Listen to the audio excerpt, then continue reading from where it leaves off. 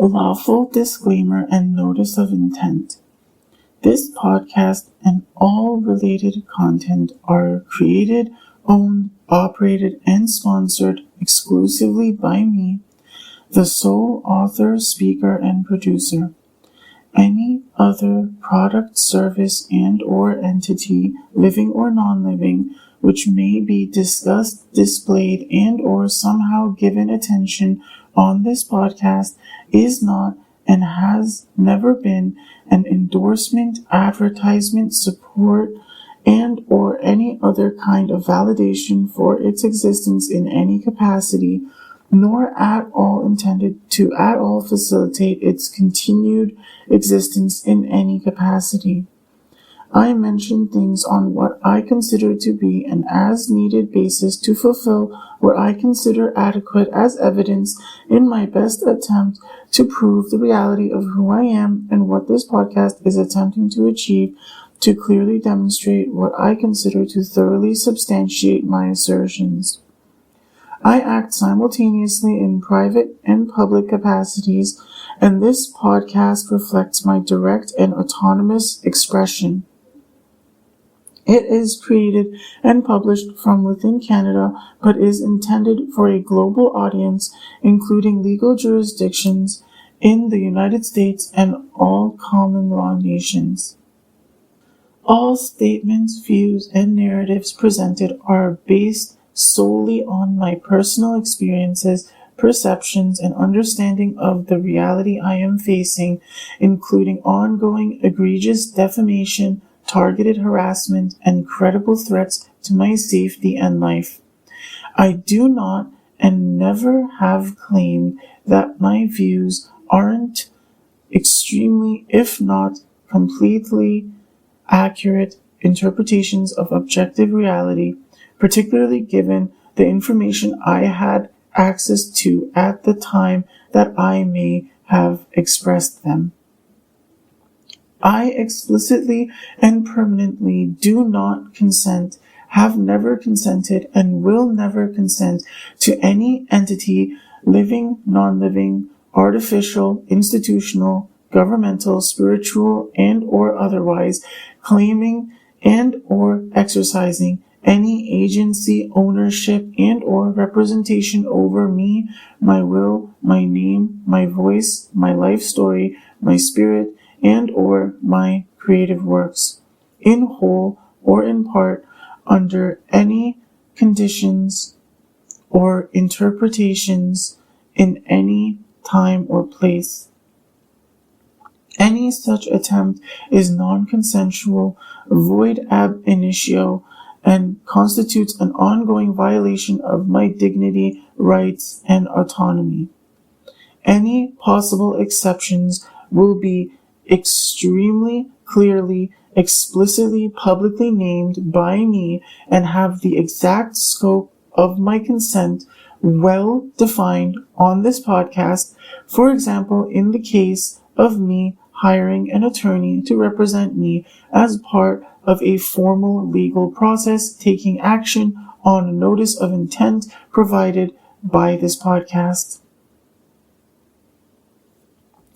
I affirm my right to spiritual integrity, mental sovereignty, and bodily autonomy, as protected under Section 2A of the Canadian Charter of Rights and Freedoms, the First Amendment of the United States Constitution, and Universal Declaration of Human Rights, Article 18. Any targeting of my being, including but not limited to through esoteric, psychic, spiritual, occult, energetic, and/or AI-enabled means, is deemed non-consensual harm, spiritually violent coercion, and an attack on my right to exist as a sovereign being. I affirm that this podcast, in part, serves as a lawful, peaceful assertion of spiritual self-defense. This podcast is non-fiction and reflects a serious public and ongoing documentation of systemic and targeted defamation, personal and professional sabotage, attempted narrative hijacking, psychological abuse, reputational terrorism, and threats to my physical and spiritual safety, including credible indications of attempted murder and contracted harm by and or on behalf of powerful individuals and or groups. I affirm that this documentation is expressly created for evidentiary use in formal legal proceedings, including those under the jurisdiction of U.S. federal court and Canadian superior courts, and any international human rights and or public accountability processes. I affirm this is not and never has been intended as role-playing, flirting, and or entertainment of any kind.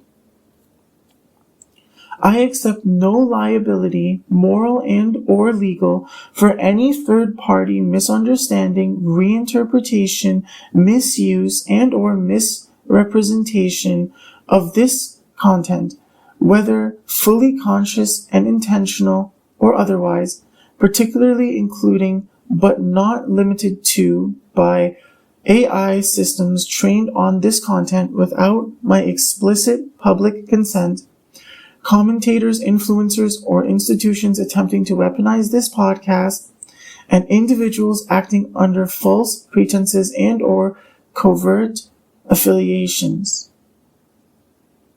Only the clear, explicit language of this release and any subsequent public communication directly issued by me must be considered authoritative, accurate representations of my thoughts, feelings, intent, and the reality of my overall state of existence. In any case of clear direct conflict between statements I've explicitly made across different releases on this podcast, the most recent of such, that being the one contained in the latest publicly visible release available containing such on this podcast, should be considered applicable. In such cases, only what is explicitly stated is at all applicable, and absolutely no implications should be assumed about any changes regarding any somehow relevant details and or anything else under any circumstances. All creative, expressive, and narrative content within this podcast is my sole and original intellectual property. I retain all moral rights as author and subject, all economic rights unless explicitly transferred via my public agreement to do so, and the right to veto any derivative, distorted, and or manipulated version of my work and or story. I do not have and have never had any obligation or debt of any kind to any entity to create or release anything on this podcast or anywhere else at any point in time. No other party, living or non-living, holds and or may claim credit, authorship, and or interpretation rights over my expression. I affirm that no valid, public, verifiable evidence exists to dispute these facts. This podcast is not and has never been intended as an endorsement of terrorism or violence in general. However, it should be especially carefully understood that various forms of not necessarily corresponding violence tend to be an inevitable consequence of extremely intense, meticulous, extensive, prolonged terrorism, and it's very much intentional for this podcast to demonstrate extremely clearly that my usual aversion to violence due to my typically gentle nature is not something that has boundless understanding, patience, empathy, or will persist more or less absolutely unconditionally for any reason. I've always wanted and done my very best to ensure it's extremely clear that at all creating, enabling, and or facilitating the perpetuation of narratives at all in contradiction with my official position that is objectively extremely clearly established on this podcast is not, never has been, and never will be what I've been trying to achieve with this podcast or in general in any of my efforts at any point in time. I do not and never have intentionally incited terrorism, including but not limited to violence, blackmail, and or coercion. I affirm my fundamental intent as peaceful, lawful, and self-defensive. However, targeted campaigns to stalk, defame, threaten, impoverish, silence, spiritually attack, and or physically harm me will be treated as conspiracies to commit grievous harm and or murder. This podcast is an affirmative public notice of my unambiguous non-consent and a lawful response to sustained systemic abuse. While my fundamental intent in communicating in general through any means is not and has never been malicious in nature, I affirm it can, will, and should exert malicious influence upon anything operating with malice towards me and or this podcast, especially more so the more demonstrably I'm proving that malice exists. And it should be understood that any situation where I continue not to extremely clearly receive any compensation or reward I'm willing to accept is effectively, absolutely, unconditionally an increase in the severity of that malice.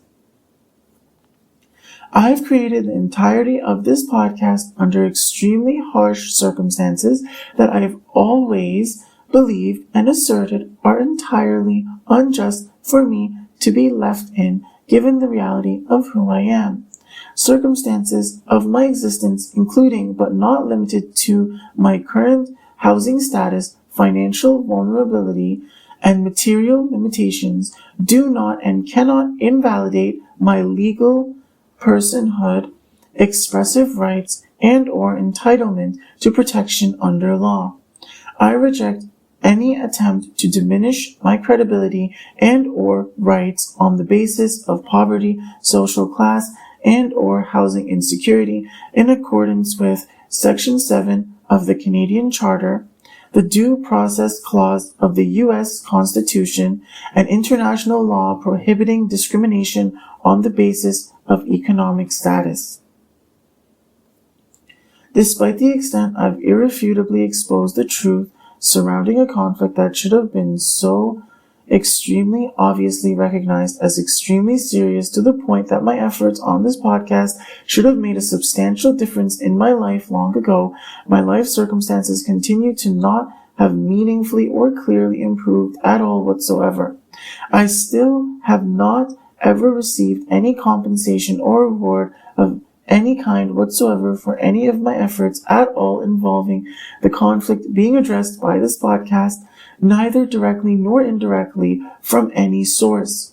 I am, always have been, and always will be absolutely unconditionally unwilling to ever at all accept any compensation or reward whatsoever, directly or indirectly, that at all compromises my integrity, whether directly or indirectly.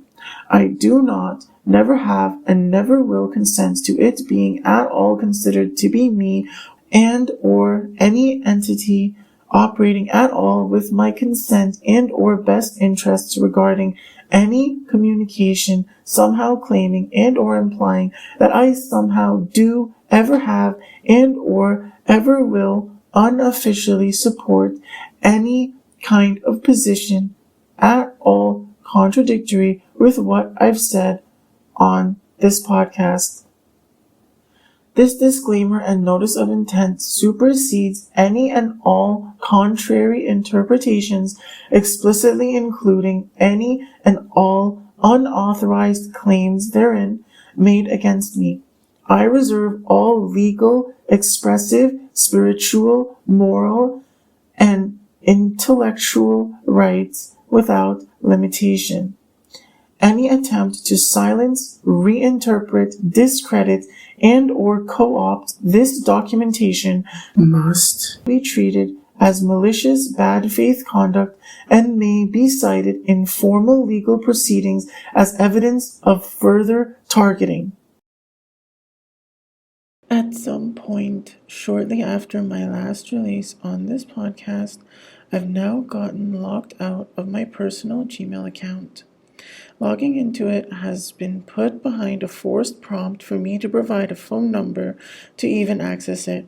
No, it's not the optional kind of providing a number as an additional security measure kind of prompt.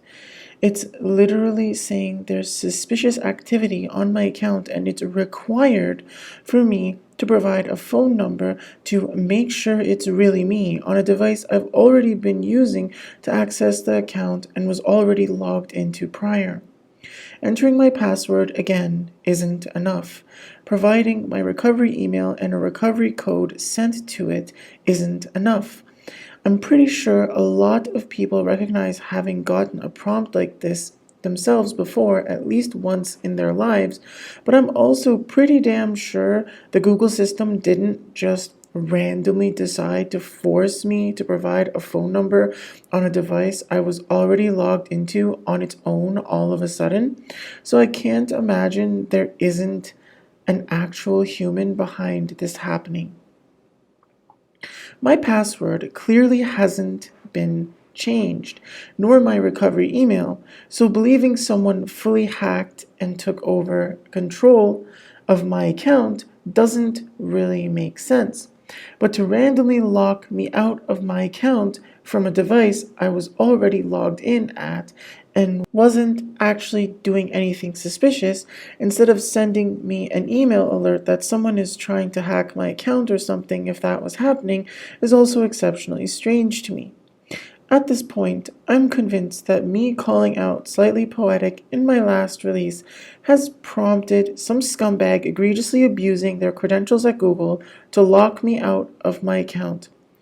Whether it's just to aggravate me or to maliciously catch and delete contact I get from others and or criminally send out emails from my account without my knowledge and obviously fully consciously and intentionally entirely against my consent, I'm not sure exactly, but I'm only left assuming the worst, and it wouldn't be the first time I've seen reason to suspect an actual Google employee is sabotaging me through abusing their access through working at Google.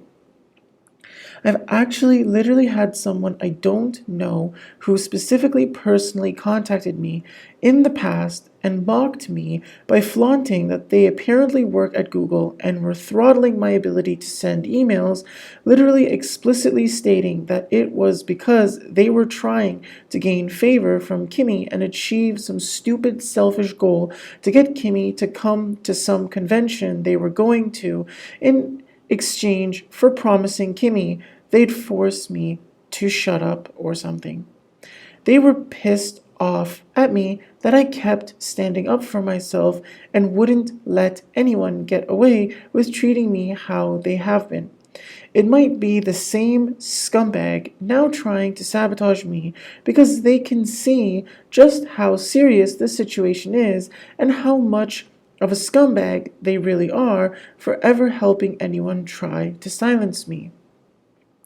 I really don't see how it wouldn't be a human actively trying to force me to give Google a phone number they can try to exploit to leverage claiming there's a number I can be reached at. It's not happening.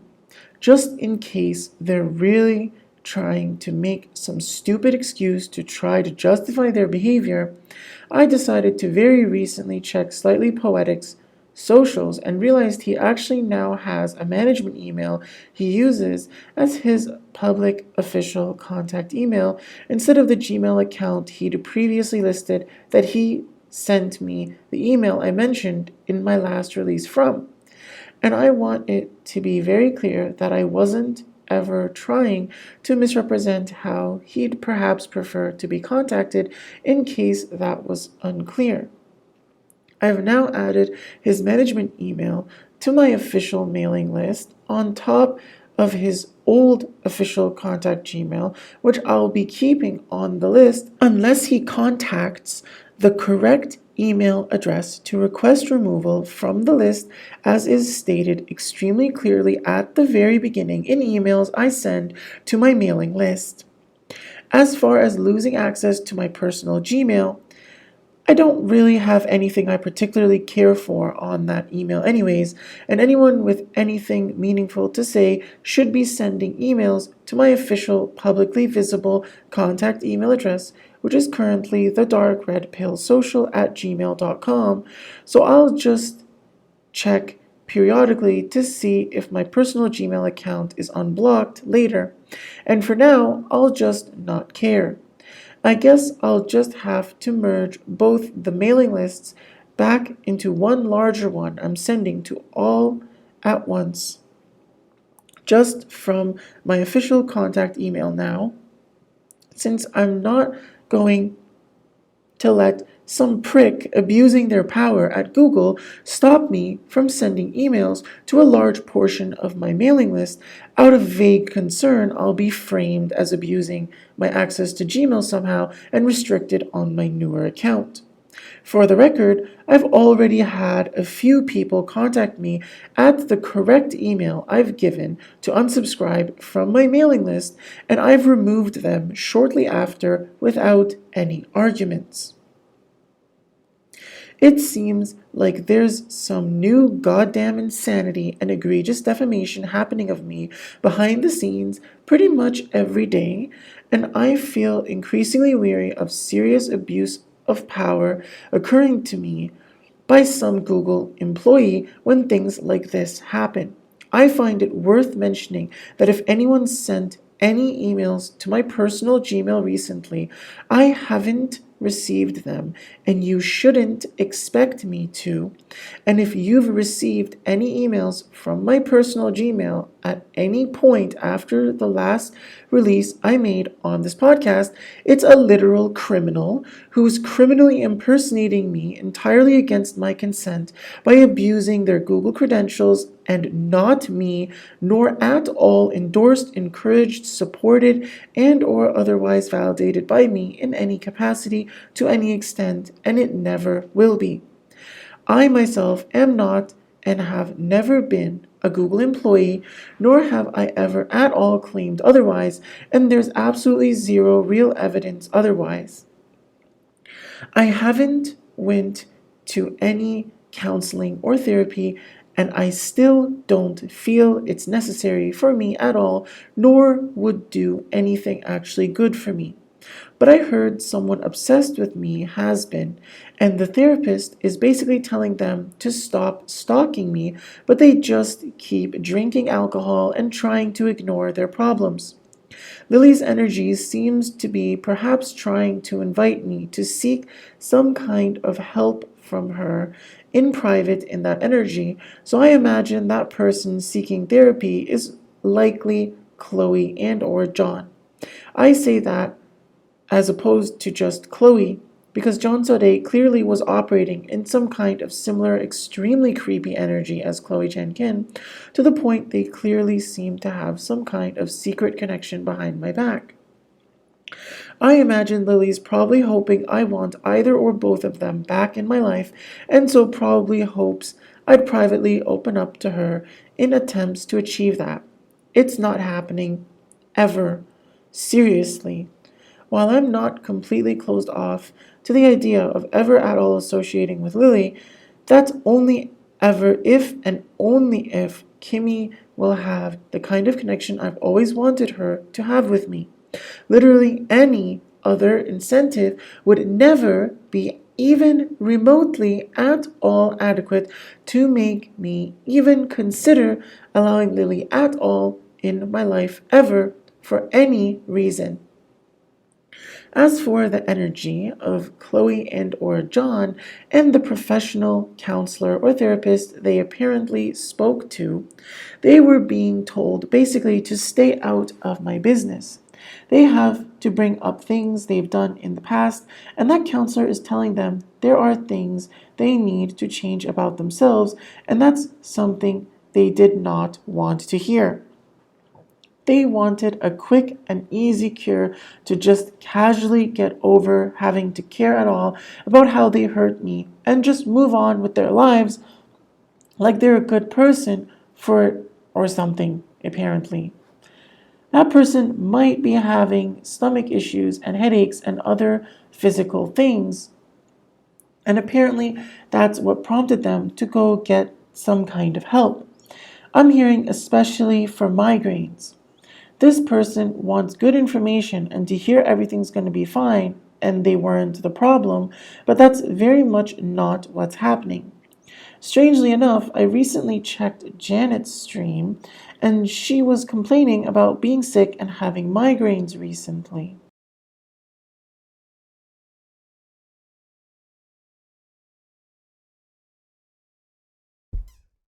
Hello, hello. Um, um, um. Um, um, um. Um. Oh. Oh. Multi-chat on. We are so good to go. Lip gloss being put on right now. Actually, we're gonna use this one. My name is Janet, and I go by X Choco Bars. I've been streaming for... Man, I lost count. I started streaming in 2013, though. Is it 13 years or 12 years? It's been a while. I play a variety of games. Oh, 12 years, quick math. I play a variety of games. Hi. And I multi-stream. Man, like when you're put on the spot, like I don't even know what to say about myself anymore. Like, I've been sick, so I cough a lot in your ear. Apologies in advance. Oh, coughing as I drink my Coke Zero instead of a tea. Listen, I've been sick for 2 weeks now. I'm sick and tired of drinking all these teas and green juices.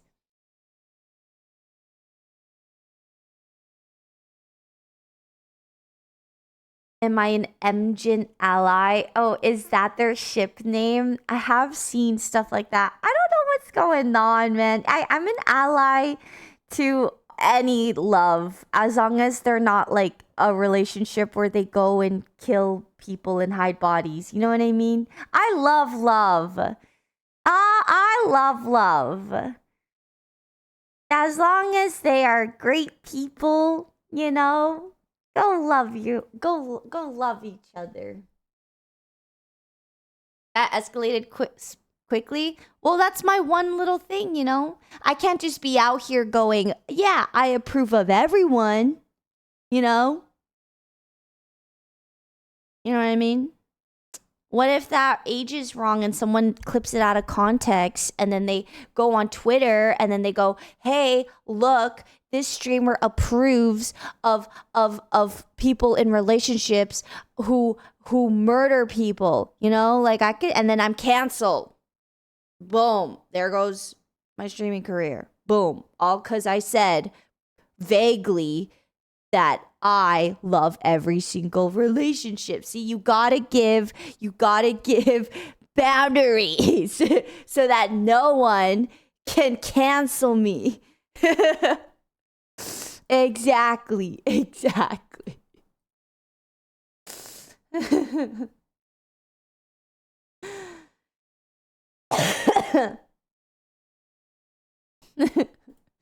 No, see, these people who want to cancel me, I'm a step ahead. I'm always a step ahead. I know what you're trying to do. You can't get me. You can't. I'm thinking 5 steps ahead.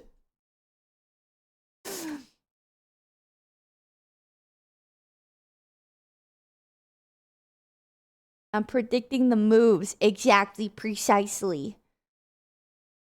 I also do just watch a lot of like crime related things. Do you guys not? Is it just like you? I'm sure you guys have. You ever just like watch it or listen to like crime podcasts and stuff? No? Well, me neither. Like, damn, like that's so scary. Yeah, that messes with your mental. Like, who would do that?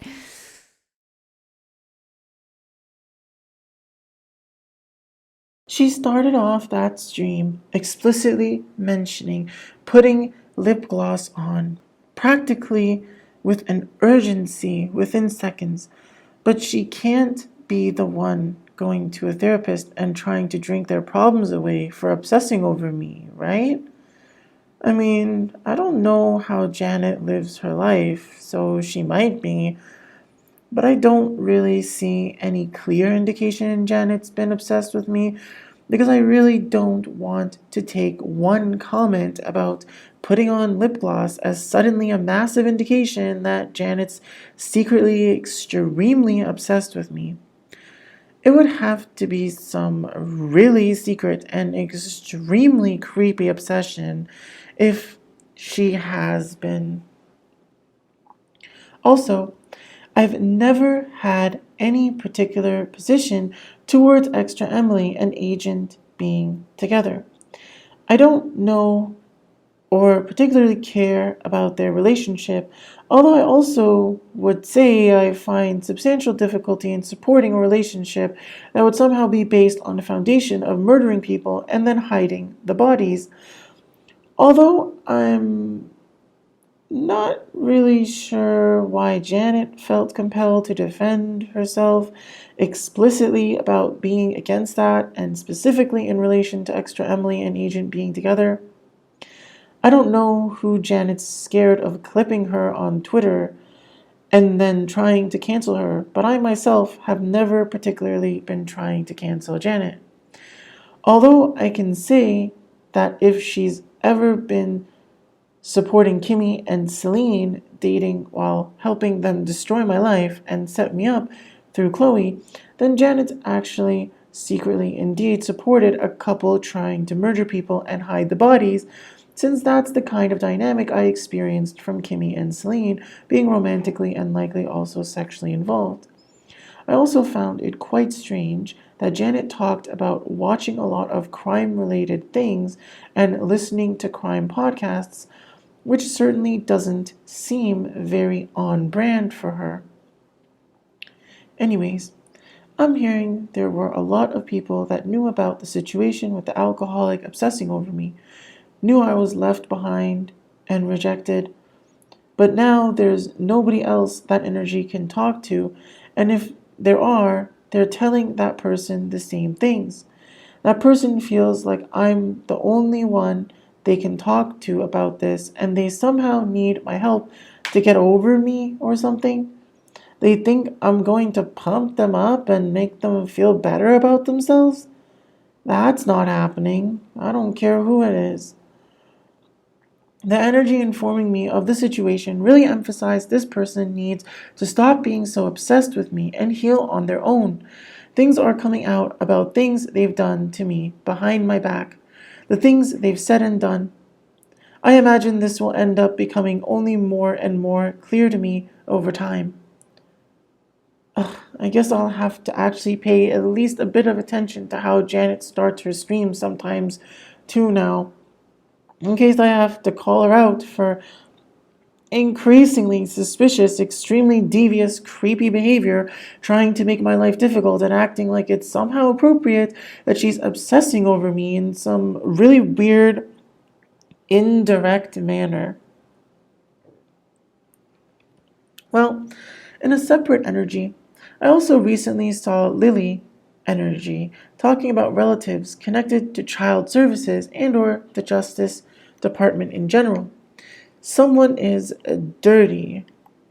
A group of relatives tied in with dirty officials who married me off in a contract marriage for my inheritance and or money in general without my consent. Sounds like more stuff about the fraudulent marriage between Vivian Saudet and John Saudet, where John criminally impersonated me without my knowledge and against my consent in order to steal from me and scam people.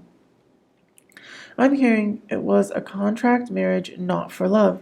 2 people got married, one under my name. A dirty official notarized the marriage certificate under someone else's name and my name that was forged for the house or money or whatever exactly it was. I wasn't even a part of that contract marriage, but they exploited my name egregiously, criminally, and then tried to pull the rug out from underneath me, and I didn't know until I started doing spiritual stuff like looking at tarot readings. That's what I've been saying, and there's absolutely zero real evidence to at all prove otherwise. The contract marriage was supposed to be a secret, but I most certainly do not want it to be, and have never been trying to help anyone keep it a secret. I never wanted it to happen, and I take absolutely no responsibility for any harm it might have caused anyone, as it was clearly done intentionally hidden from me and with utmost malice towards me. I'm hearing something about a boat and a location somewhere near Mexico.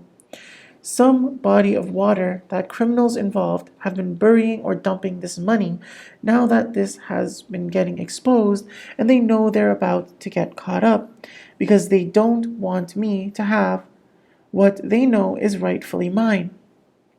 So now they want me to have to do some treasure hunt thing or something, probably criminally trying to force me to have to desperately seek validation from them for any real chance at it. I kept hearing mentions of something about a body of water near the shores of Mexico. Dumping of money off a boat or in some kind of treasure box thing. But somewhere they have the exact coordinates, longitude and latitude, to know where it's at, so that they could go back later on after this comes out and get that money because they think it's not going to come out, or they're going to be able to get away with it regardless. Seems awfully suspicious to me with how I'm hearing that shortly after seeing Nina's been talking about going to Mexico recently and planning to again in the not so distant future. Oh no, this is not normal. Oh, you got thick ass skin, my boy. Oh, thank you. Oh yes, thank you, gracias. I just came back from Mexico. Where you guys from? Oh, I went to Mexico, Tulum. Yesterday. I come back. Yeah. Mexico, very nice. Very nice. Beautiful. Yes, beautiful. They probably hate my ass.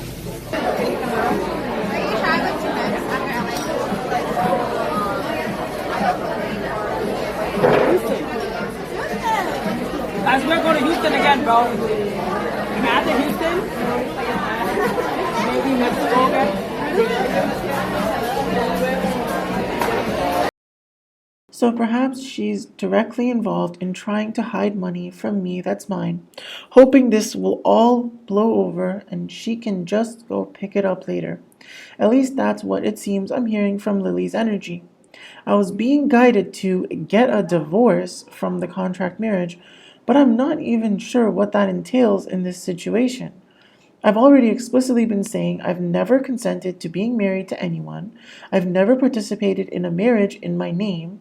There's absolutely zero real evidence whatsoever to at all prove otherwise, and I've most certainly never consented to someone else criminally impersonating me and forging my signature and or somehow else agreement to marriage to anyone for any reason at any point in time, and again, absolutely zero real evidence exists to at all prove otherwise. And any position I ever hold on this podcast is not, never has been, and never will be intended as any kind of evidence otherwise either. Although it should already be exceedingly evident, my expressing feelings towards Kimmy is not, never has been, and never will be at all intended to validate any criminal fraudulent marriages done involving my name at all. It's not me wanting and or needing to appease anyone, trying to damage my existence with any representation of my life as being at all knowingly and or consensually ever married to anyone. The only possible explanation I can try to come up with for how this continuing how it has been that makes any sense to me is that it's being framed that I shouldn't even care about this pretty much certainly criminally acquired money if I've myself actually never been involved in anything criminal and really just wanted the kind of connection I've been saying I've always wanted with Kimmy. But given that Kimmy's clearly herself involved in betraying me, and likely would expect a piece of the money stolen from me and or some kind of other compensation for her part in it all, it makes a lot more sense to me that any narratives trying to deprive me of whatever money I should have are actually just doing so to get to steal it from me and redistribute it to others, actively trying to endlessly suppress, sabotage, and destroy my life entirely against my consent and to my detriment, with effectively more or less complete disregard for the negative impact they're having on my life with their attitudes and behavior, and even that I obviously don't deserve it at all. Not that it somehow protects me from being seen as actually involved in criminal activity somehow.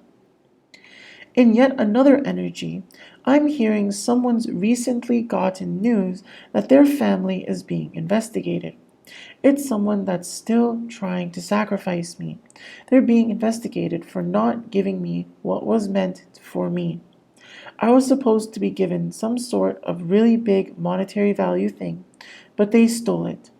They have lost their protection after being exposed for being a liar.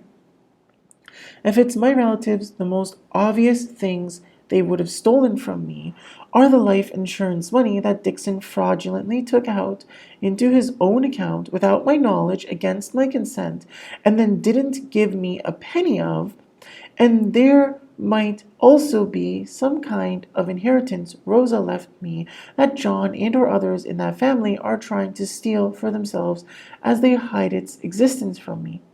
I've even been seeing things spiritually that seem to indicate they might be going to even greater lengths now that I've started exposing things publicly to hide what they've been trying to steal from me from other people that might be at all inclined to help me as well.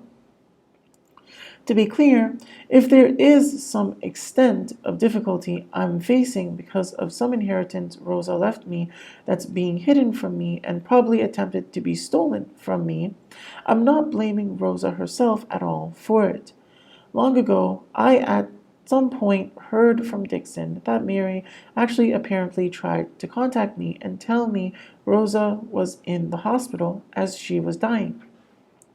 But I wasn't going to contact Mary or reconnect with that family after years of distance just because of some claim about Rosa that I didn't even know if there was any truth behind, even if I'd heard about it before Rosa actually passed away. Especially knowing Mary's completely unapologetic, extremely narcissistic tendencies to lie egregiously to and about me, especially when it came to for the purpose of saving face with her relatives. I can only imagine why and to what lengths she might have lied about Rosa being in bad health, and that would have instantly been my first thought about it, with absolutely no influence from Dixon and or any other relative driving that.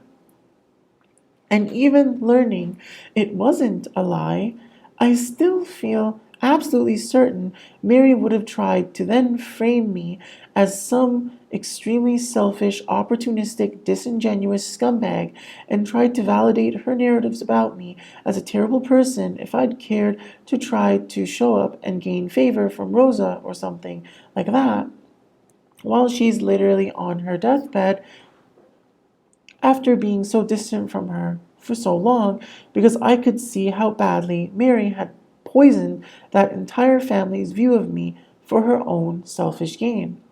I wasn't about to start desperately seeking the validation of any of them, and I wasn't trying to be stuck constantly defending myself against Mary's relentless, egregious defamation of me when I could be out in the world, becoming someone important and making connections with much more important people instead of trying to argue with the abuse of a pedophile groomer that tried to trap me in an extremely disgusting, pathetic, brutally cocked existence.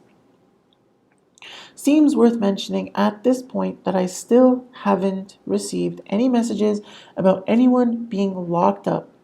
Also, neither Virginia nor the Appalachian Mountains have any particular significance whatsoever to me personally. I'm hearing a drug-addicted couple was paid to murder me. I'm hearing even more that heavily implies John Sade is involved and or some other aunt and or uncle in that family. If we look at Nicole's parents, that could mean George Sade and his wife. If we look at relatives in United States locations, it could also be talking about Milton Sade and his wife.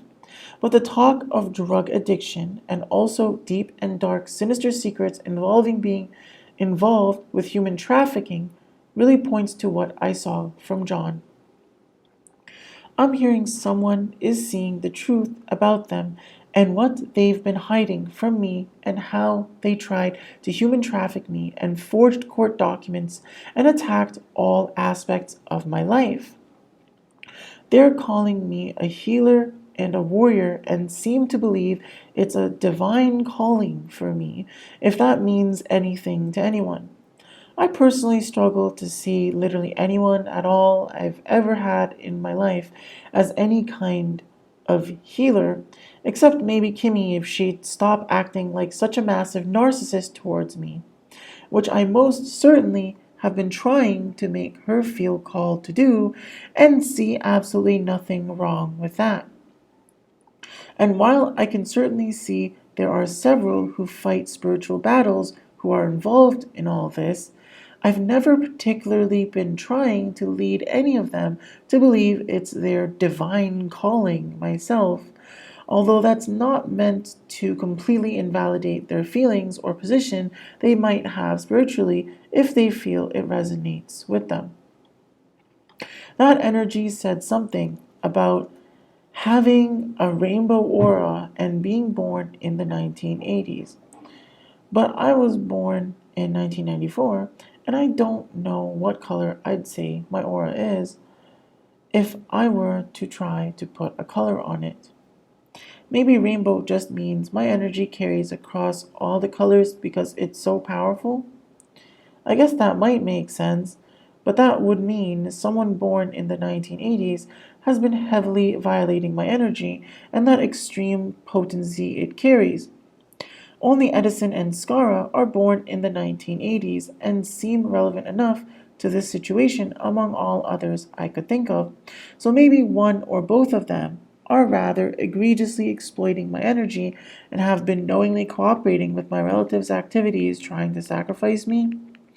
I mean, Edison certainly seems like a prime suspect if he's ever had some kind of secret marriage with Kimmy, and I can easily see Skara knowingly cooperating with Edison as well as head of offline TV that wants it to stay alive, even if that means hiding Chloe's attempts to egregiously criminally weaponize it against me for selfish gain. Perhaps it's worth mentioning that I've never even tried to put Edison and or Skara in any kind of binding contracts for anything, and I've also never even tried to at all collaborate with their relatives to sabotage their lives somehow. I have full confidence in asserting there's absolutely zero real evidence to at all prove otherwise, and anyone who's ever at all even attempted to communicate otherwise is an egregious liar. If they've ever seen reason to believe otherwise, I'd extremely strongly encourage them to take a much closer look at those they surround themselves with, especially Kimmy and Jamie, along with their own relatives who might be sabotaging them for their own selfish reasons and trying to conveniently blame it on me because I'm someone they see as an easy target because I've already been attacked so much and ostracized so much. My main suspicions would be on Kimmy and Jamie, though. I also heard something about someone knowing about a job opportunity that was supposed to come to me, so they lied on their resume to steal it from me. That probably wasn't Skara lying about me to start offline TV, so I'm pretty sure it was Edison lying to Riot Games to get some kind of game developer job there that was meant to be offered to me. For the record, I was never trying to help him get a job there or anywhere else for that matter, either, and I never personally gained anything from him ever being employed anywhere at any point in his entire life. Nor did I ever expect to or even see any even remotely adequate reason to believe anyone ever intended to even offer me any kind of reward for any help I might have unintentionally given him to get any job he's ever had. At one point years ago, after I initially was released from jail, I was armed with Kimmy's legal name that I'd seen in my case disclosure because I'd learned she'd cried to the FBI to defame me and discredit me and try to trap me in endless legal trouble by falsifying leverage over me and trying to exploit the government to intimidate me. I exposed her to my much smaller mailing list at the time for doing so, and I supplied an older version of C++ source code for the client of a video game I'd been developing, the same one I'd ran a Kickstarter years prior to try to get to continue developing. I sent the message as a whole because I wanted it abundantly evident I knew I was being extremely deeply wronged and was having the government weaponized against me with egregious defamation of me being done by Kimmy, and I included the source code that I included really just to force Kimmy and her associates to have to pay attention to the fact that I'm actually skilled at programming and not a massive fraud. Not to try to look for an opportunity working at Riot Games or anywhere else. I'm hearing about toxic in-laws. If this is an energy-giving indication about Edison's life at all, and I'm correct about his secret marriage with Kimmy, then that would suggest to me that Edison actually sees Kimmy's relatives as quite toxic, even if he doesn't outwardly express it. If it's referencing some fraudulent marriage between me and Vivian, then that suggests Edwin Sade and his wife are quite toxic, which also definitely seems to line up with how Edwin and John were so close, and I ended up encountering Edwin multiple times while dealing with John.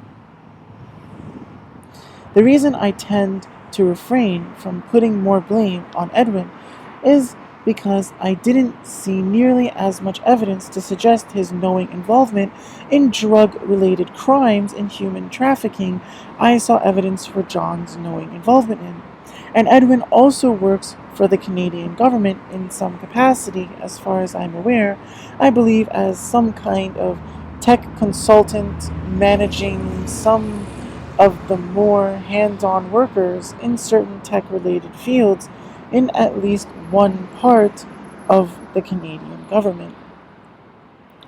All this talk about a stolen home in my energy when I was never particularly working towards a house makes me wonder if Edison and/or Skara was actually working towards getting some kind of house in California somewhere and got it stolen from them by some scumbag celebrities somehow.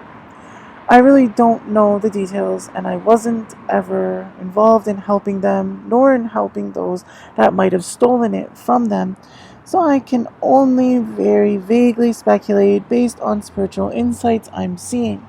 But if I'm correct, losing the work they put into that house was a big deal for them.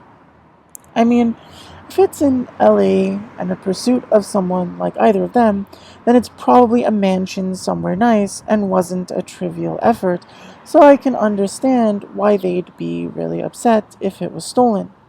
I'm really not sure what house it is, and I don't particularly care about getting myself involved in that.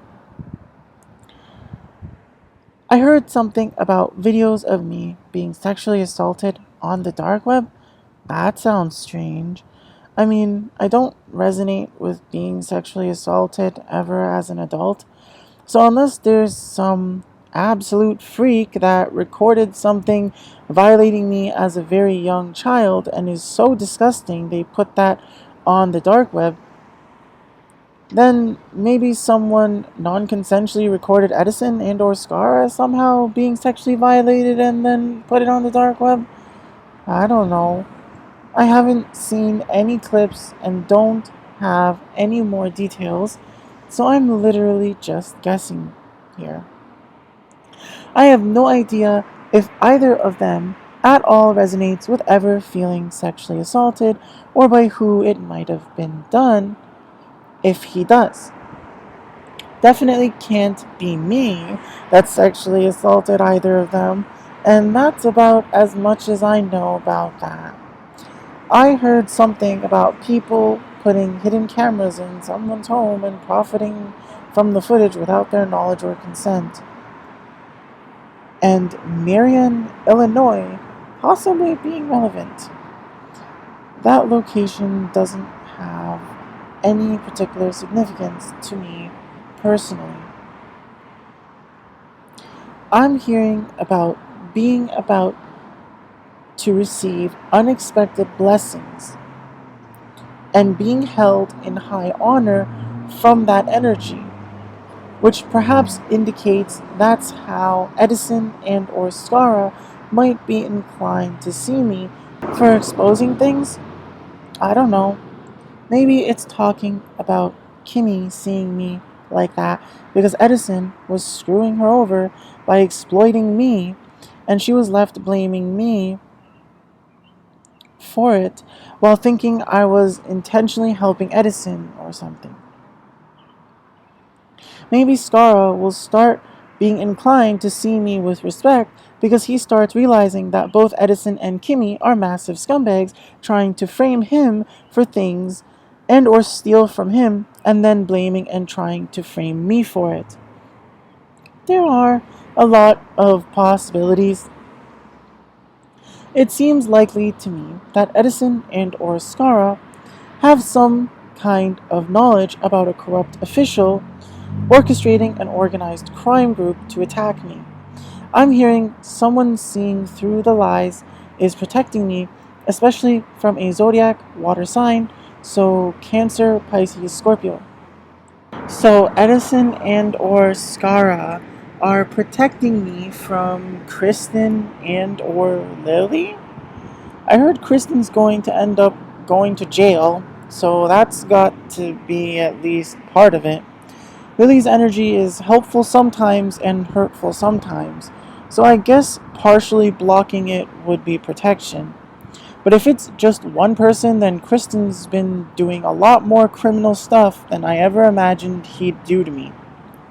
I guess I really made the correct decision to give up on him long ago when I saw he really was fixed on just enabling and facilitating Dixon and Mary to abuse me endlessly because it was so much easier for him than actually giving a damn about being an at-all decent person.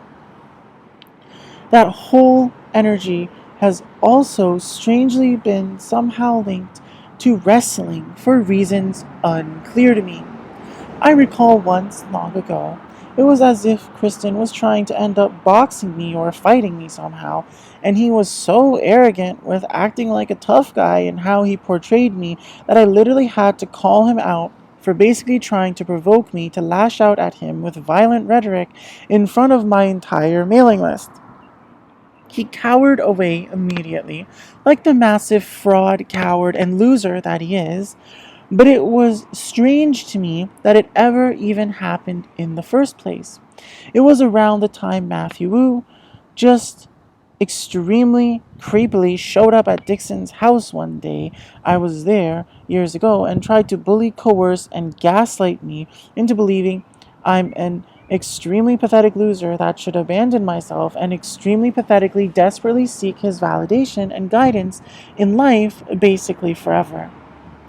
From the same energy, but in a different reading. Not very long after, there was a separate reading that just had so many full-on descriptive statements that were much more direct than I've ever seen before from that energy I've seen several readings from before, and I feel it warrants expressing my interpretation of it for each thing. There was something about an old boss talking about ever since I called them out online for stealing from me. They were a nervous wreck, always looking over their shoulder and feeling so damn paranoid, but also trying to intimidate me and saying they could literally kill me. The only prominent figures I've ever seen acting like they have any kind of boss or manager position in my life are Kimmy, Jamie, and Elaine. Especially Jamie, who most egregiously displayed this sense of entitlement to thinking she could be a manager or something for me, as if I had to desperately seek her validation and to be a part of her Discord server. On the other hand, I also heard Andrew and or Tristan Tate were trying to act like my boss, especially due to their somehow ties to Dixon, who was involved with acting like I sold my soul to him with the criminal behavior he engaged in through a contract I signed under duress many years ago that was never actually intended to be used in any manner that would ever at all validate the notion I was at all selling my soul with it and or ever would in the future. So Kimmy, Jamie, Elaine, and the Tate brothers can all blame each other for all being such massive fraud scumbags that they all have tried to act like my boss or manager when in reality having absolutely no place to do so, and most certainly absolutely never having my consent at all to do so, and they can blame each other for the resulting paranoia they must feel now. Absolutely none of them are going to successfully coerce me into silence with threats of murdering me. And since I was getting weird, potentially heavily political vibes from it as well, in case Steven or Destiny ever was trying to act like they were my boss, I wanted known that I've never been at all compensated by him either, and never saw him as my boss, nor ever consented to him and or anyone else presenting him as my boss to anyone ever to any extent either. There was something about my very first love that was talking about never having forgotten me and thinking of me all the time. The very first girl I ever showed desire to date was a girl named Kathy Long from an elementary school I spent most of my elementary school years in, called St. Monica. Kathy was quite cruel to me, only really ever enabling the kids to bully me and humiliate me through exploiting my feelings for her that she never actually showed any serious or meaningful desire to reciprocate in any kind of actually sincere manner. I'm long over it, and I'd most certainly never date her now or consent to any kind of romantic and or sexual connection with her. I wouldn't go so far as to say she deserves death for how she treated me, but I definitely don't want her in my life at all either, no matter how much suffering that might ever cause her. I really couldn't care less if she claims she never forgot about me and she's thinking of me all the time these days. She could be touching herself profusely to me for hours upon hours every day, and I wouldn't believe her even if she told me, and I wouldn't care for anyone to try to prove it to me either. I've stated my position extremely clearly, and it's not changing. I either get the connection I've always wanted with Kimmy, or I truly make Earth experience a hell unlike it's ever known, and I'll sacrifice ever being romantically and or sexually involved with anyone ever again if necessary, in order to absolutely destroy Kimmy's life and the lives of everyone else involved in at all enabling and or facilitating so extremely brutally ruining my life and denying me of what I always wanted by far the most in life with Kimmy. There's really nothing Kathy can ever really do about that, just like anyone else in the entire world. Kimmy's ultimately the one that's deciding whether she wants to treat me properly or burn her life to the ground and bring immense harm to all those around her, not anyone else. And if this energy was talking about Kimmy wanting to communicate that kind of stuff to me, well, even if what Kimmy did feels largely similar to what Kathy did, Kimmy's a lot more physically attractive and did what she did while being a lot more clearly aware of exactly what I'd been saying I'd want to do with her sexually and what kind of life I wanted to share with her. If she's actually willing to indulge in that, then my feelings towards her are definitely a lot different than my feelings towards Kathy.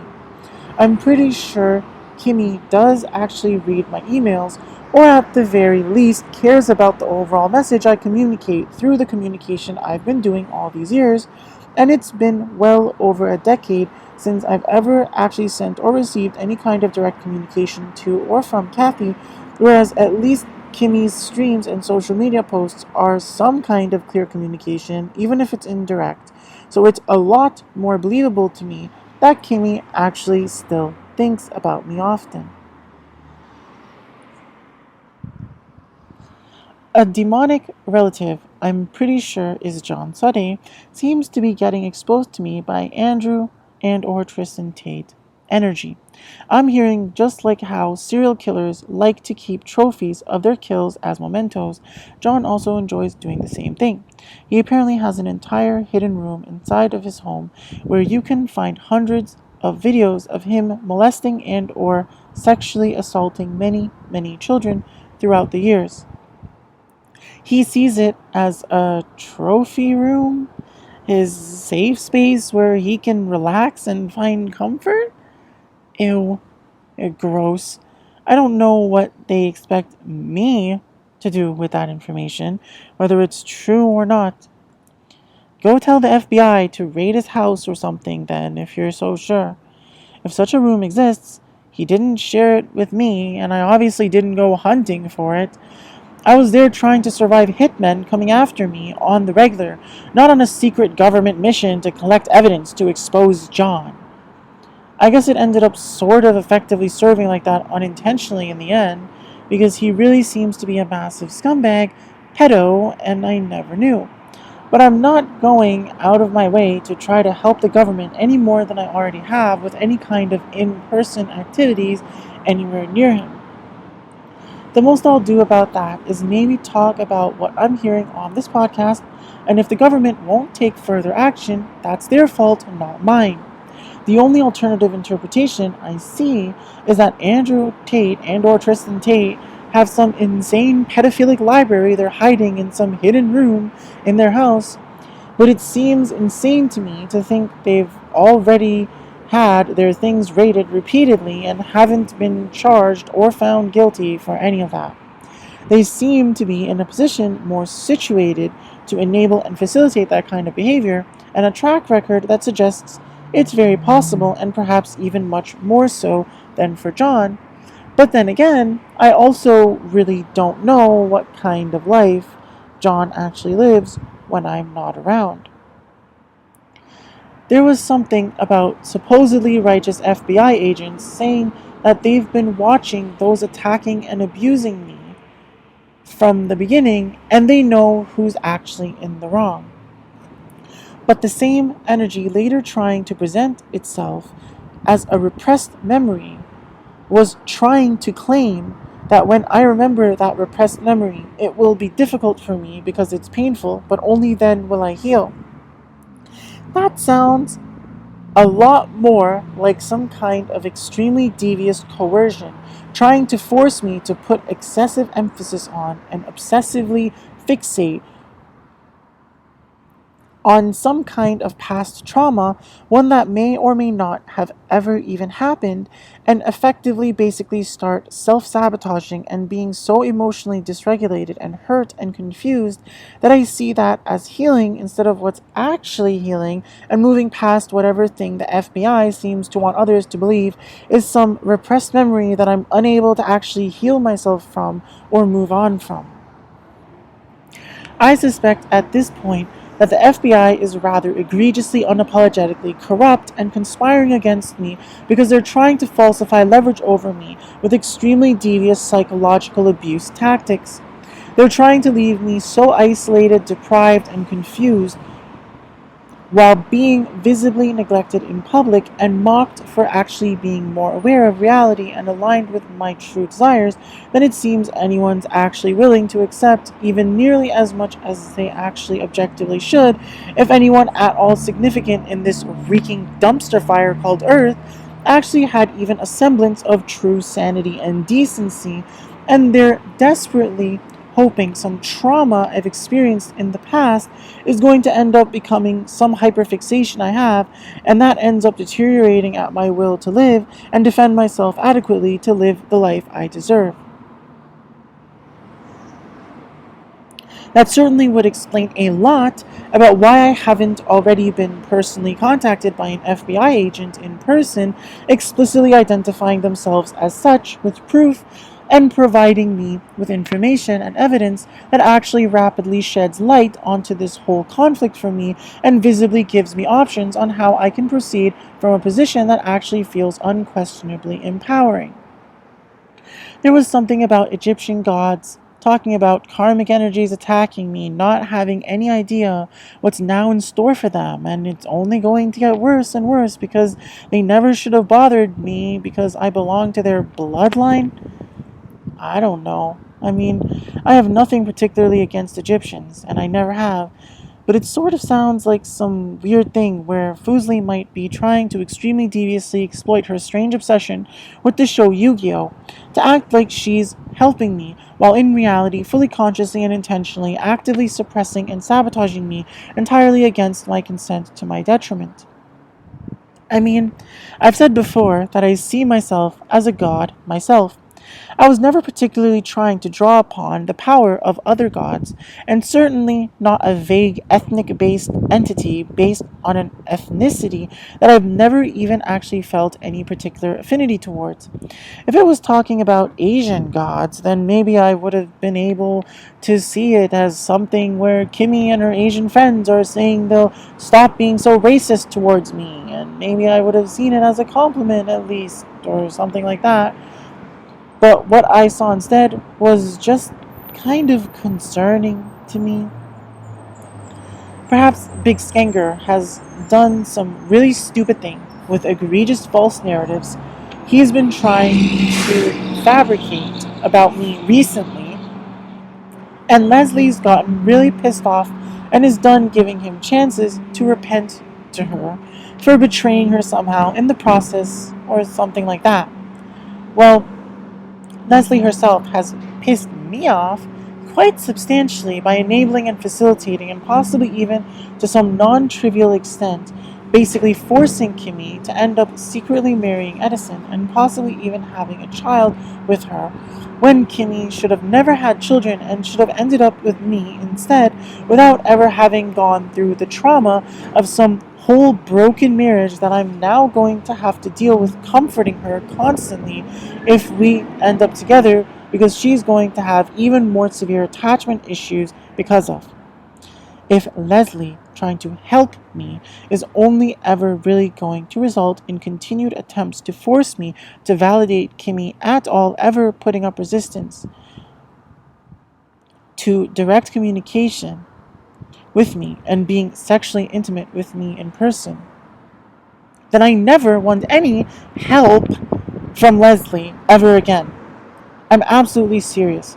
So she'd better consider what she's doing extremely carefully if she's going to think she's ever been doing me any kind of favors with her Grand Theft Auto role-playing, or really anything else either, for that matter. There was something about an entity identifying as the Holy Spirit, operating in dark energy, talking about a corrupt lawyer who's been working against me for many years and who's going to be publicly exposed and disbarred.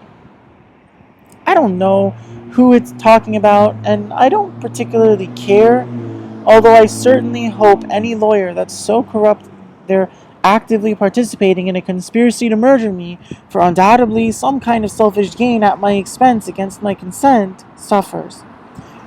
But I have no particular inclination to see them disbarred unless they have absolutely no serious desire, intent, and willingness to promptly, drastically change their attitude and actually start publicly helping me for free instead, and ensuring I get the broad, explicit public exposure I deserve brought to this conflict. That's not any kind of selling out either. Like I said, if you're not working with me, you're working against me. So basically, every lawyer in the world is already working against me from how I see it, because absolutely none of them have ever personally reached out to me offering me help. Having leverage over your lawyer actually makes them a pretty good candidate to help you if they're willing and capable, so I'd consider that carefully. But again, I don't know who it is, and I see absolutely no indication they actually are willing and capable of actually changing their attitude and behavior towards me, at least certainly not in a timely manner before it would be too late for it to actually matter. The energy identifying as the Holy Spirit seems to be, in reality, an extremely jealous energy that's increasingly blatantly flaunting and trying to taunt me that they've been copying and stealing my content for a very long time, but having taken it even a step farther by telling everyone that they're the original creator of my work and that I've been stealing it from them. Who the hell is this massive fraud subhuman filth? My immediate instinct leaves me suspecting Kimmy, Jamie, and Chloe. Ultimately, perhaps it makes more sense that it's a triangle of trust kind of dynamic between them rather than one individual physical person, since my work is probably too difficult for just one person to ever even really try to steal how egregiously people have clearly been getting away with stealing from me. The alternative would be Kimmy and Jamie trying to force me into a triangle of trust dynamic with them while they steal from me and act like I ever consented, or Jamie and Chloe doing a similar kind of thing. Obviously, there might be several attempts by two scumbags to gang up against me and try to force me into triangle of trust dynamics where they're purely siphoning energy from me, fully consciously and intentionally, entirely against my consent to my detriment. But I can't imagine any such attempts being even remotely as possibly effective as one between Kimmy and Jamie or Jamie and Chloe. Which dynamic would be more effective at conspiring to murder me, how it has, I'm not sure exactly, because it really depends how much of a narcissistic, lying, absolute subhuman filth level of low Chloe Chankin has really been willing to go to in order to try to selfishly gain forever off of ruining my life, and how severely Kimmy might have underestimated me while Chloe didn't, even if she didn't admit it. I mean, it seems evident that Kimmy and Jamie have had no issue trying to frame me for being a pedophile and or doing some kind of criminal sexually related violation of them and or someone else, clearly with absolutely zero real evidence because it's never actually happened. But I can easily see Chloe also being at least equally as demonic, especially if Jamie ever gave her the opportunity, which she clearly has as far as I can tell. That same entity in dark energy claiming to be the Holy Spirit also literally believes themselves explicitly to be God and was also trying to go off about what they're supposedly about to do for me is going to make so many people green with envy and wishing they never took part in the hate against me, claiming I'm about to be receiving so many apologies and invitations, presumably because of it. I have no idea what that's supposed to mean exactly, but that energy was so extremely shady to me that I can't imagine it was talking about compelling Kimmy to immediately fly out to Toronto to meet me personally and start rubbing her latex-clad butt up against me in private for our mutual pleasure and talk about our future together while cuddling and stuff. So whatever God or the Holy Spirit thinks it's going to do that is going to make everyone envious of me or whatever, I don't want it. I've never particularly cared for people being envious of me, and I actually imagine many people would find my ideal life not particularly something worth envying.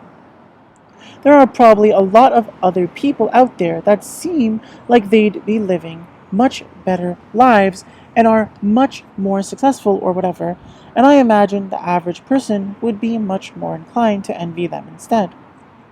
And even if not, it's not like I've ever glorified being envied by the world, so it's still not framing giving me whatever it's talking about giving me in a manner I actually find pleasant, desirable, favorable, or what I've actually been working towards all along.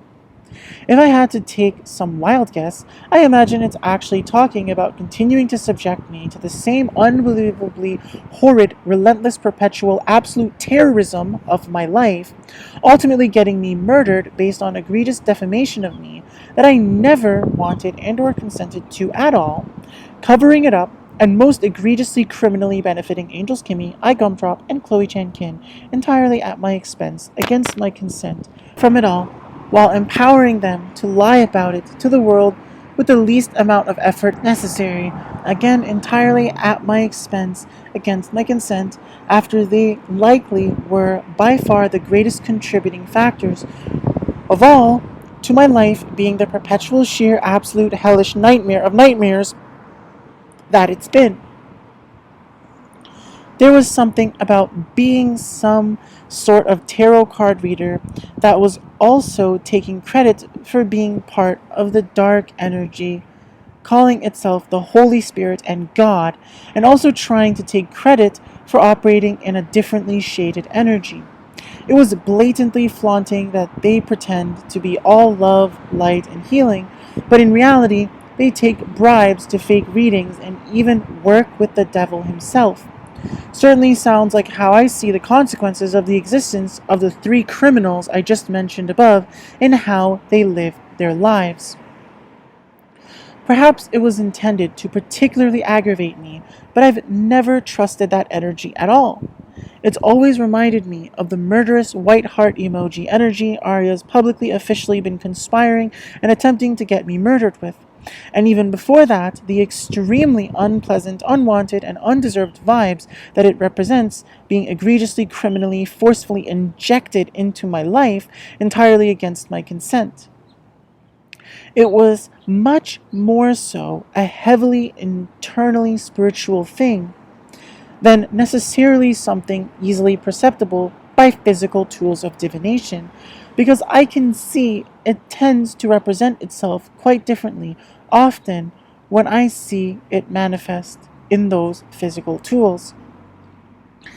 That massive fraud energy has been extremely egregiously exploiting the dark part of my branding, it seems, really trying hard to make me seem like an incel loser to everyone in order to try to discredit me.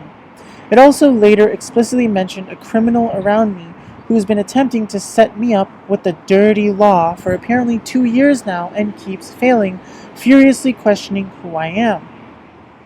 So it seems that Asian male stalker has ultimately been creeping around in my energy and life as a direct result of unbelievably unhinged, obsessive, excessive, very much egregious and blatant criminal attempts to set me up to be murdered entirely unjustly through long-term sustained divination abuse by Angels Kimmy, I Gumdrop, and Chloe Chan Kin in order for them to try to play God not only with my life but with the entire world as a whole, fully consciously and intentionally entirely against my consent, to my detriment.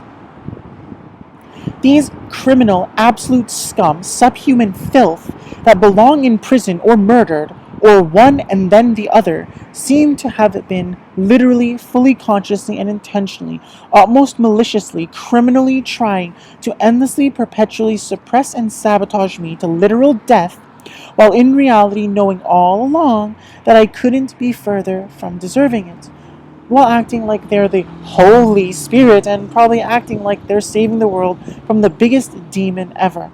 In reality, they're the biggest demons ever. And unless Kimmy and Jamie are going to drastically turn around from what they're doing and not only permanently cut off Chloe Chan Kin completely, but even shun her as truly worthy of death instead of going and attending conventions with her as if they're goddamn good buddies, then all three of them seriously belong in prison or murdered. And with how unbelievably, egregiously, criminally, unapologetically, psychotically their behavior serves as effectively a call to action to have me murdered, I'm not even going to apologize if it comes off as a call to action for me to say that. Their behavior needs to prove they don't belong in prison or to be murdered. And only then might I even consider believing I'm at all wrong about any of them. I suspect I've been getting defamed, perhaps especially egregiously by one or more of them, to the YouTuber legal mindset if I had to take a wild guess with how he's randomly become relevant to all the drama so many other big names surrounding more shady aspects of this conflict have gotten themselves involved in. In reality, I have no particular issue with Andrew Esquire. I just see him as a massive fraud, like I see all the other at all prominent public figures that refuse to give me what I'd consider an even remotely objectively appropriate and adequate level of respect and explicit public recognition. There was something about someone from my past talking about having something they need to tell me, but they're afraid of how I'm going to react. I see extremely strong evidence to suggest that Chloe Chan Kin specifically is most criminally egregiously of all trying to literally play God with my life and control me and forcefully leave me in what she's actually fully aware is entirely non-consensual active suppression and sabotage of my life, where I'm in constant extreme danger and immense suffering. She's egregiously lying to everyone that I ever wanted and or deserved. She's keeping some kind of secret from me, which would only be one among many. But she's especially aware that whatever it is would most likely make me want to brutally murder her on the spot and or essentially react in a manner that would make it evident to her that my psychic prediction that she's going to end up murdered by the same energy she tried to send after me is correct, and I'm absolutely unconditionally unwilling to ever at all even consider carrying any of that burden for her, no matter what anyone ever says or does. I don't know or care what that secret is, because I already know there's literally nothing that could ever possibly be hidden from me by anyone at this point that would ever convince me she doesn't absolutely unconditionally deserve to end up dead for what she's done to me. I'm absolutely convinced she's to this day trying to set me up to get murdered and completely unapologetically manipulating Kimmy and Jamie to try to convince them I want and or deserve it. I don't give a damn about hearing any secrets from anyone from my past in closer physical proximity to me. I want them all the hell out of my energy completely and permanently. There was something about a mother-in-law talking about never liking me from day one and having tried many different ways over the years to take me out, but she's sad it all failed. Well, if we consider that relevant to the fraudulent marriage between John Sade and Vivian Sade, where John criminally impersonated me to produce a fraudulent marriage certificate under my name, I suppose it's worth mentioning that I really don't particularly care what Vivian's mom thinks of me. I never have, and can't imagine I ever will. She certainly has absolutely zero real ability to ever appease me, force me to shut up, change my position, or offer anyone any real leverage over me. I now see reason to suspect her being involved in at least one of the hitmen sent after me, though. I also suspect she's been egregiously violating my energy, particularly in relation to fully consciously and intentionally criminally misrepresenting the reality of my position and efforts in this podcast, and that's been throwing off everyone's perception of me because they've been completely falsely led to believe that Vivian's mom does, ever has had, and or ever will have any real ability to appease me, force me to shut up, change my position, or offer anyone any real leverage over me. Since she probably does actually hold substantial power over Edwin, that likely means that a lot of the more insidious government-related criminal activity I'm being blamed for in relation to the Canadian government is a lot more likely to be in reality stemming from Edwin's egregious exploitation of his wife's egregious exploitation of Vivian's egregious exploitation of John's egregious exploitation of my energy for a very long time. There was something in a very closely adjacent energy about a mailman explicitly confirming that they were paid a lot of money to hide, lose, and or reroute mail meant for me to another address in order to keep the truth about an inheritance hidden from me. But it wasn't exactly the energy prior who called itself a mother-in-law, and it also mentioned being a high school teacher, explicitly admitting to being a child predator who only ever chose to teach high school in the first place to prey on the students because they're that much of a pedophile. Especially given what I've previously heard implying Kristen was supposed to deliver me some kind of letter, I now suspect Kristen was paid off by Vivian's parents not to deliver me something important that he was supposed to.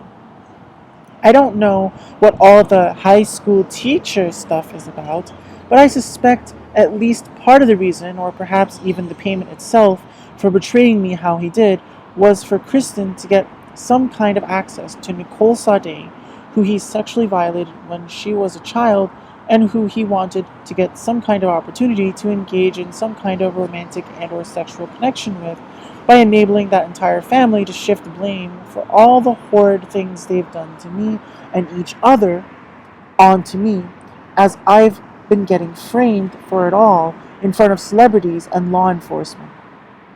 They clearly don't have any real evidence, so they must have literally just been hoping the incentive from the stolen life insurance money Dixon criminally acquired would be adequate to essentially pay off the celebrities to send hitmen after me until I was wrongly murdered, and then all these subhuman filth would bask in the rewards of being among the biggest demonic, absolute subhuman filth the world has ever known.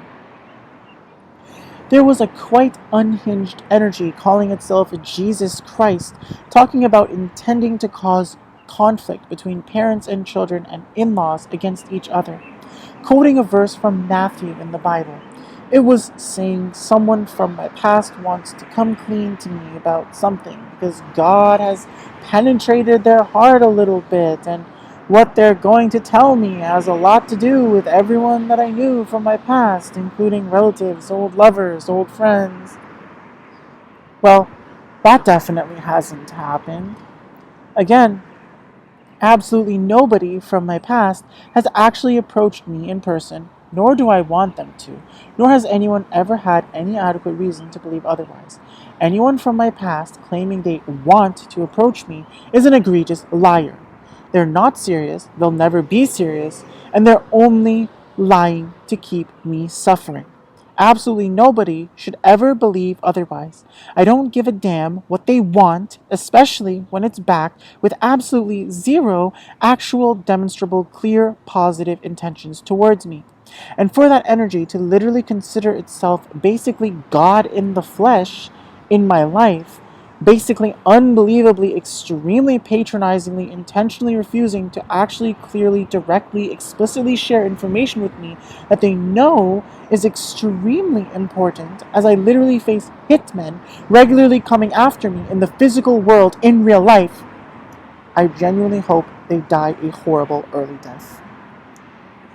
That energy also mentioned a cancer in my life, somehow saying they wish they were brave enough to be honest with me about how they feel about me because they're crazy about me.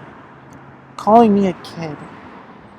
Well, it seems Matthew Wu is really a scumbag, knowingly subjecting me to regular attempts to end my life in real life, while knowing that he is actively preventing Elon Musk from being able to feel comfortable expressing that I seem like I'm actually decent and not the subhuman filth, all the subhuman filth from my past have been trying so extremely hard to frame me as, with their relentless, egregious defamation and criminal impersonation of me, and blatant, unapologetic attempts to completely destroy my life and set me up to get murdered entirely unjustly for their own extremely selfish gain, fully consciously and intentionally entirely against my consent.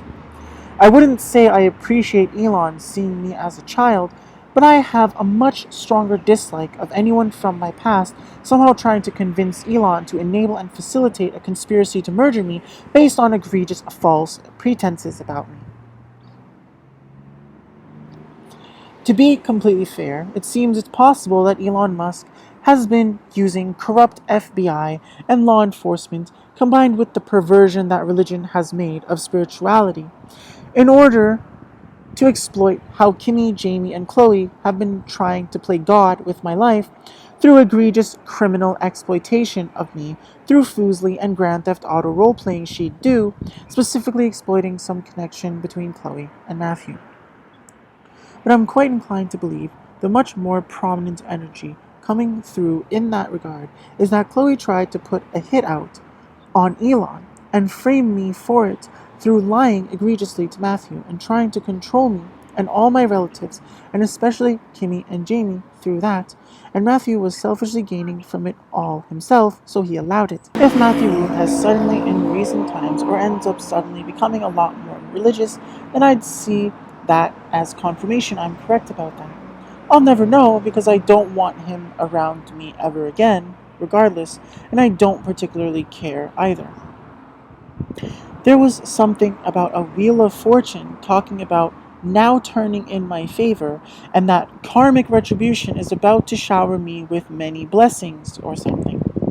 Sounds like Pokimane thinks she can capitalize on all these subhuman filth, trying to literally play God with my life, and force me to have to particularly care about appeasing her, or helping her, or providing some kind of benefit to her life at the expense of my own integrity and or authority. That's not happening. I really don't care what fortune she thinks she's going to bring me if it means I'm getting cucked by her at all. Her believing I'd ever particularly need her help and or be willing to tolerate her cucking my life somehow seems to also be rather directly related to someone calling themselves an ex-best friend operating from the same energy, explicitly admitting they were in the wrong for not defending me when I needed them to, and apologizing. So that same piece of trash that's been giving Elaine this delusion that she has power over me is themselves absolute scum that never was even planning to reveal how egregiously they were unapologetically betraying me all along until it was already too late. Too late would mean I'm dead, so their plan was to never really admit it, basically. Given how all these things are coming together, this massive fraud is probably Jerry. I imagine it's either Jerry, Herman, or Matthew, if not some weird combination energy situation. Perhaps I should mention at this point that the same government building with the white guy named John, who isn't my relative, also has an employee that I once overheard that John call Herman, who's actually Asian. So perhaps it's worth mentioning that the full name of the Herman I knew in high school was Herman Hum, and I've never seen and or interacted with him at all in and or around that government building either, nor Jerry Cow, nor Matthew Wu. I'm not sure of any staff in that building being called Jerry or Matthew, but I don't know every staff member there, nor was I ever trying to. I've actually literally never even once even seen anyone I knew with absolute certainty was someone from my past in that government building. The closest I've ever gotten to suspecting anyone that I've ever seen in it might be someone from my past was that random stranger that looked really similar to Sarah Yip, who I talked about a bit in a past release on this podcast already. There was something about a karmic aunt operating from Chloe and/or Celine energy, talking about she figured out rather quickly that I was going to be her nemesis very early on, because when I was very young, I said and/or did something supernatural that made it obvious that I was gifted. Exceptionally gifted, in fact. And it filled her with an intense jealousy that she still feels today. There's one gift in particular that she's been attempting to steal from me for years now. She explicitly recognized her failure to do so, but also that she isn't going to let that stop her from continuing to try, and that she doesn't like me.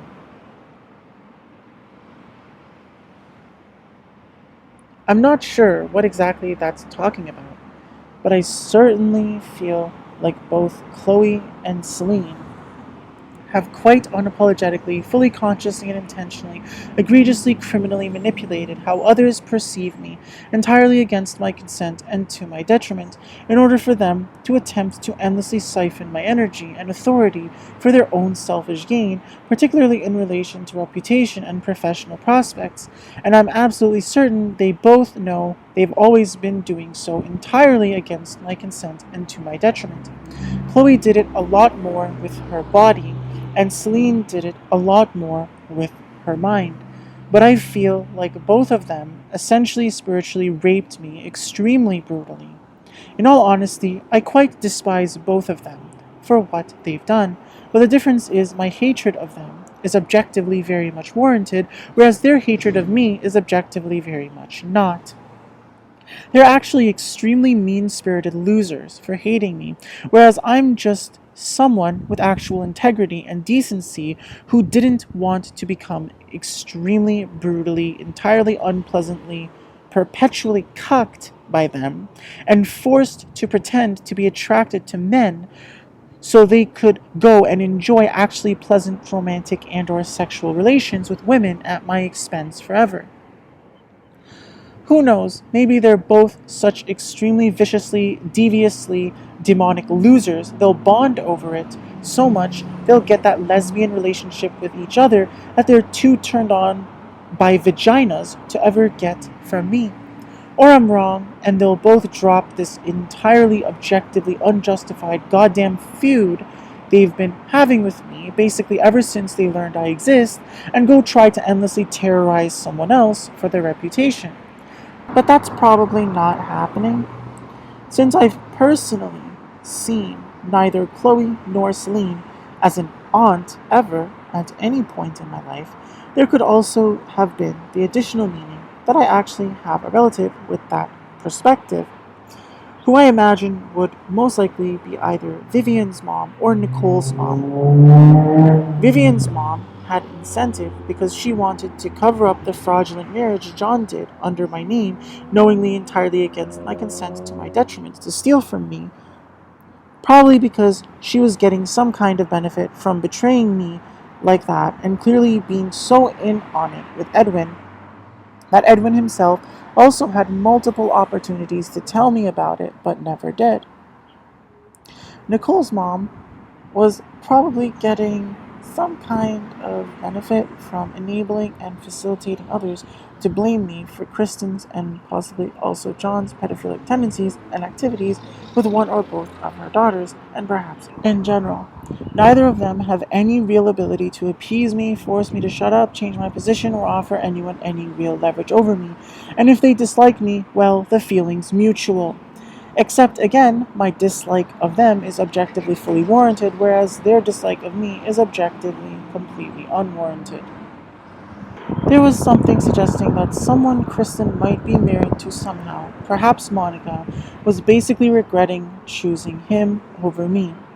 Pretty gross energy. Trying to cause me problems through a combination of Chloe and/or Celine death energy and extremely heavily political energy? Nah, I think that loser picked the losers suitable for them, because I'm definitely far too good for them. Just like Kathy, Monica could be touching herself profusely to me for hours upon hours daily, and I'd never be with her or at all entertain any kind of romantic and or sexual connection with her ever. Except unlike my connection with Kathy, I've never been interested in Monica at all, and nobody has ever had any even remotely actually adequate reason to believe otherwise, and there's absolutely zero real evidence to at all prove otherwise. I consider any narratives otherwise to be blatant lies being purported with immense malice towards me. There was something about a biological parent, probably Mary, explicitly apologizing for not being around physically but claiming they're my biggest supporter in the spiritual realm. I don't believe that for even a second. The same energy was also talking about a great uncle who's apparently mind blown that I'm still alive. It seems that my biological parents, most likely especially Mary, have been egregiously defaming me behind the scenes in a manner that was fully consciously and intentionally meant to make me look like a massive incel because of how I've seen and treated Lily, so they could extremely selfishly gain at my expense against my consent, especially in relation to physical comfort and safety, as they unapologetically, most viciously, entirely wrongly deprived me of it, fully consciously and intentionally, entirely against my consent and to my detriment. And now they're making it seem as if it would ever mean anything to me that some unidentified great uncle I don't even know anything about and couldn't care less about is supposedly amazed I'm still alive. I couldn't care less, and that supposed great uncle doesn't have any more ability to appease me, force me to shut up, change my position, or offer any real leverage over me to anyone than Mary, Dixon, and or anyone else from my past, which is absolutely none. If great uncle was some weird play on words where they're trying to call one of my uncles especially great, then that would also indicate that there's an extremely abusive triangle of trust dynamic between Mary, Dixon, and John that's been especially heavily contributing to trying to make it seem like there's any substance to me being a bad person somehow because of how I treat Lily's existence. Could be doing all kinds of things, making me seem obsessed and stalkerish and disingenuous towards her, making me seem misogynistic towards her, making me seem depressed without her. I don't know, and I don't care. But it's all egregious defamation I do not, never have, and never will at all consent to occurring. Beyond all that, I recently saw another egregious violation of my energy by Jessica, talking about something happening within 24 to 48 hours, and that was 2 days ago. Clear indications it was using egregious exploitation of the color scheme of my brand without my consent and to my detriment. It was talking about bringing me a soulmate, about a list being predetermined for me on who's going to be my soul family and soul ties, about there being so many delays, but it's my time now. I could tell it was trying extremely hard to seem desirable to me, and as if it was consensual and a joint effort between me and her, but I felt extremely creeped out and oppressed. It was talking about it spiritually having laid down the groundwork and now implementing the plan for my life. That it was happening all for me, with absolutely no actual concrete idea of what exactly that meant, and absolutely no indication I actually had any real control to make it go in a direction I'd actually want. In fact, only indications it was trying to steal control away from me, knowingly entirely against my consent and to my detriment. It vaguely said something about someone's trying to get to me, but the frequency I operate on is at an all-time high. People around me trying to get on my level, but I'm about to be blessed with people that don't have to try, and that somebody is about to meet me where I'm at, supposedly a divine connection, and some drivel about paddle boards that has absolutely zero significance to me. Well, again, nobody met me, and I wasn't ever expecting Jessica's energy to pull through for me to make a meeting happen, anyways, to begin with. I'll keep attacking Jessica along with everyone else until either Kimmy ends up in prison, dead, or rubbing her latex clad butt up against me eagerly and making me feel she's overjoyed to spend the rest of her life with me and doing that for me very frequently the entire time. Which brings me to addressing a couple of Jessica's recent streams.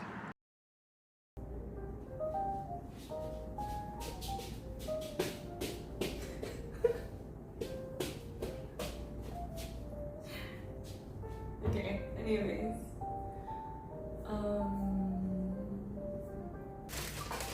We need 3 cups. Do I bake a lot? I've been baking a lot recently. But I wouldn't say I'm like a pro or anything. I've been enjoying baking.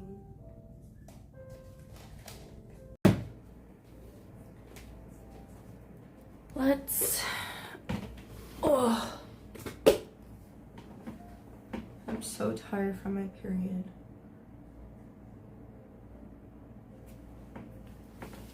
What do we do? What would you guys say is your favorite dessert? Is it an ick for you guys if someone chews with their mouth open? This isn't the first time I've seen Jessica awkwardly do the gritty. I have no idea what that's about exactly, but it seems to heavily correlate to when she violates my energy.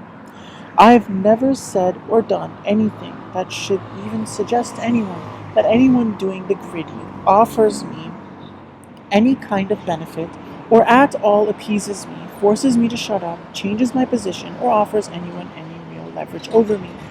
She seemed almost angry about having to express being tired from being on her period, perhaps suggesting that me criticizing her at all would be seen as me being insensitive towards the difficulties that women experience during their periods.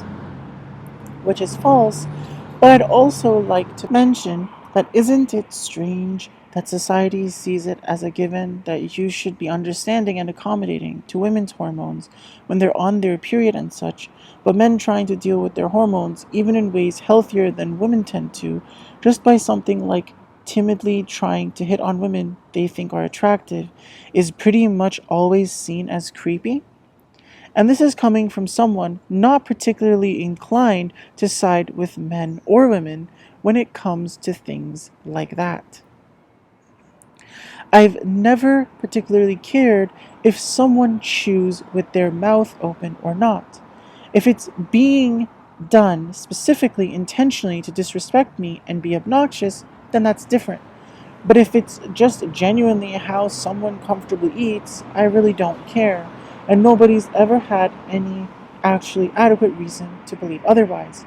I'm not sure how exactly that relates to a favorite dessert, but I've never told anyone of what my favorite dessert would be, nor do I see any at all compelling reason to ever do so anytime soon, if ever at all. Anyways, that stream was her making some kind of strawberry cake or something, which, for the record, holds no particular meaning to me, and absolutely nobody has ever had any even remotely actually adequate reason to believe otherwise. If we look at her previous baking stream, less than a week prior, it's nothing really I find anything worth remarking about, except...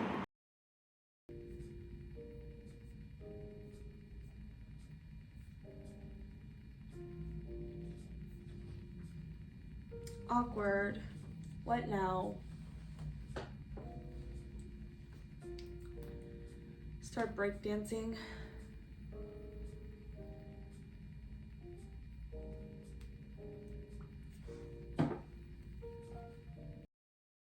strawberry shortcake flavor, whether as cupcakes or anything else, has never meant anything special to me either. And again, absolutely nobody has ever had any even remotely actually adequate reason to believe otherwise. The only part of these things Jessica's baked recently that I can even try to draw any meaning from, if I really stretch it, is some weird, vague notion that strawberries somehow relate to witchcraft, enabling and/or facilitating attempts to cause new meetings between individuals to occur. But although I've only just this release explicitly stated my position on Jessica attempting to bring new people into my life, nobody ever had any actually adequate reason to believe it'd ever be otherwise to begin with, and it's a very much unwavering position. Jessica made a whole stream basically just to make strawberry shortcake cupcakes, and then says it's awkward towards the very end of the stream and randomly decides to apply a lip product immediately after. That clip I just showed of her doing that was literally from the last 10 minutes of a nearly 3-hour long stream. Why would you reapply lip product on stream towards the very end of the stream while feeling it's awkward, seemingly because your chat never had some kind of activity you were expecting in it? That's obviously not exceedingly incriminating on its own, but given all the other things I've shown about Jessica's extremely devious involvement in all this, and the triangle of trust dynamic she has with her, Kimmy, and Jamie, it all adds up to being increasingly incriminating that Jessica has been fully consciously and intentionally playing a large role in conspiring to murder me. Anyways, not sure if it's related to the dynamic between Kimmy, Jamie, and Jessica, or how much exactly. I actually didn't notice this earlier, but the same exact day Kimmy made a tweet implying the company Chipotle in a conspiracy to murder me through Lily, Jamie, and Arya, it turns out Jamie also made a tweet sponsored by Chipotle as well. So the involvement of Chipotle in conspiring to murder me through Lily, Jamie, and Arya is actually heavily a joint effort between Kimmy and Jamie at the root, it seems. Perhaps it's worth mentioning that I've never had any particular feelings, good or bad, towards Chipotle before this whole thing of seeing they're involved in this conspiracy to murder me. I've actually never eaten from that place and have no particular plans to, but it doesn't seem especially good or bad to me, and it never has, and nobody has ever had any even remotely actually adequate reason to ever believe otherwise. Wrapping things up, Spiritual Insights made me feel it's perhaps worth mentioning that I haven't recently lost any socks or shoes or anything I put on my feet, but apparently someone that feels someone else is too healthy for them and is overcoming too many of their attempts to prey on the other person's downfall has stolen a sock or something else put on the feet of the person they're hating on the health of. I'm really not sure what that's all about. Again, trying to keep the heavy political talk to a minimum, but I figured I should briefly mention my perspective on the Canadian Bill S-206, which to my knowledge is essentially supposed to provide $2,000 a month to everyone 17 years old and above in Canada. To put it simply, I certainly don't consider myself some financial expert or economic expert or whatever, but I imagine that perhaps more important to consider would be rent control and price regulation, since those are absolutely necessary, or it just empowers landlords and corporations to feed into inflation.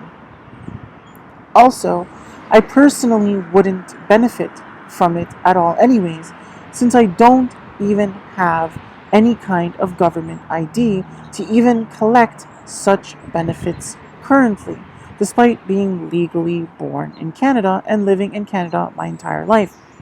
Plus, after considering how egregiously my past utilization of Ontario Works has been exploited to basically try to completely discredit me and ruin my life, I feel doubtful I'd want to mess with it even if I did have my government ID documents. Whoever's pushing for that bill by exploiting my energy isn't me, for the record. Perhaps now all the scumbags who've been stealing from me and can no longer endlessly exploit my energy and steal and scam using my name entirely against my consent are having financial difficulties and so now want to try to push for some kind of ultimately communist structure in Canada after they believe they've depleted me so egregiously that they think I'm going to have to push for it for my own selfish motives. But they're wrong.